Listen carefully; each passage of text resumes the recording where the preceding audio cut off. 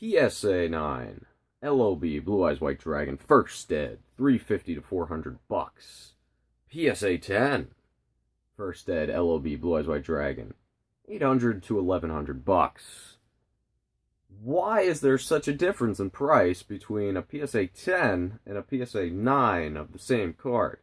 Especially after I just had a video in regards to PSA being a subjective service, a subjective reality. There's a few reasons for this, and I think the biggest reason is the status, the chase, and the luxury of the card. Why do people buy Nike socks when they could buy Walmart socks, Target brand socks? Why do people buy the Mercedes instead of buying the Ford? Why do people buy premium services rather than just the basic bare bones services? Simply because they want the best of the best. Now let's keep this in mind, a disclaimer. A PSA 10 may not necessarily mean that the card is in better condition than the PSA 9. Again, it is a subjective service. It is a human opinionated service. Yet, again, I know people personally that say, I only want the 10. I don't care if the 10 is off center. I don't care if the 10 has a little corner wear. And I don't care if the 9 looks absolutely stunning and perfect. I just want that 10. And again, it comes down to the person being assured and seeing that 10 on the label. Maybe the same quality cards. The 9 may be a better quality card. But again, people want the 10. And it's the same thing. Why do people buy the name brand cereal and not buy the potentially better store brand cereal? Because they want or perceive that 10 as the best possible outlet.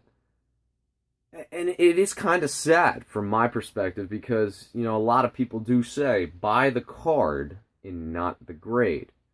Yes, that is true. It's a valid point. However, on the resale market, you will never see a 9 outsell a 10.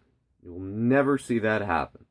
Ever, ever, ever in a million years, even if the 10 is way off center or has some chipping or surface issue. That will never happen.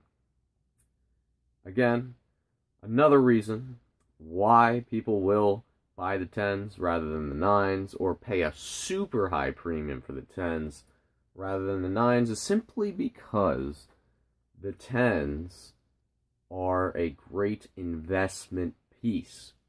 The 10 is basically like buying 25 shares of something, where the 9 is buying 10 shares of something, of a stock. It's basically like putting more money into a rarer, harder to get item for higher potential returns. It's a riskier investment. It's a more expensive investment. However, a 10 will always yield bigger returns, exponentially bigger returns, the higher the grade of the card. Okay, so let's just take a look. Let's take a look here. 2006 August Sports Collectible Platinum Auction. Sports cards, right? Even if you don't know sports cards, let's just take a look. Let's take a gander at this. 1952 Topps Mickey Mantle PSA 6. PSA 6. And for those who don't know, Mickey Mantle, great Yankee legend in baseball. $77,675, right? 1952 Topps Mickey Mantle PSA 6.5, 0.5 more of a grade. $107,550. Mickey Mantle PSA 7, same exact card, $203,150. So from a PSA 6, it went up 30 grand. To a 6.5. From a 6.5 to a 7, went up about 100 grand, which is absurd. Let's take one more. Let's do one more here. Pete Rose, 1963 Topps. It had 3 other guys on it. PSA 9, $131,050. 1963 Topps Pete Rose PSA 10. Again, the 9 sold for $131K. PSA 10, same card.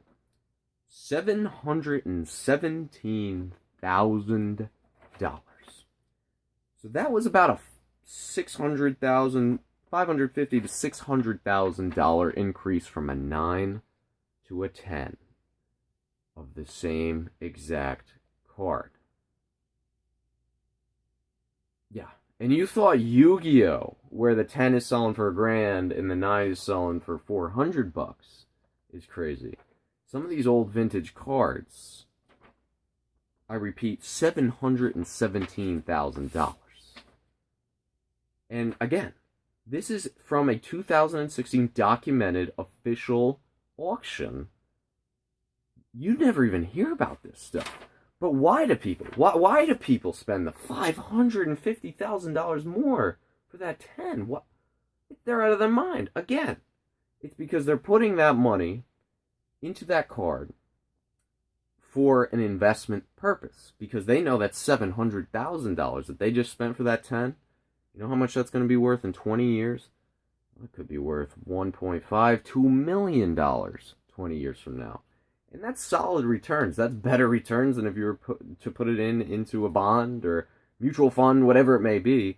The returns are greater for something like this. It's almost like a situation where the rich get richer, because the guys that can afford the cream of the crop are 10s. Even if that 10 has some whitening on it, it doesn't matter. It's a 10.